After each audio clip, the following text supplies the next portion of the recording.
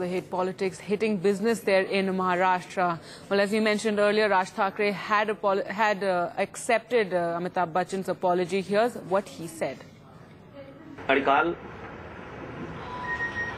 श्री अमिताभ बच्चन यांनी स्वतः पत्रकार परिषद घेऊन झालेल्या प्रकाराबद्दल दिलगिरी व्यक्त केली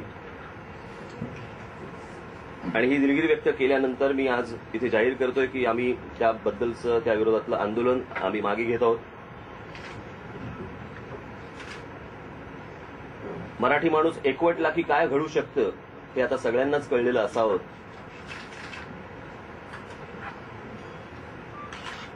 खरं तर जया बच्चन यांनी पत्रकार परिषद घेऊन ही गोष्ट सांगायला पाहिजे होती, पण असो, शेवटी एक कुटुंब प्रमुख म्हणून श्री अमिताभ बच्चन यांनी पत्रकार परिषद घेऊन जे जेस्चर त्यांनी दाखवलंय ते आम्ही मान्य करतो. He's from Delhi now.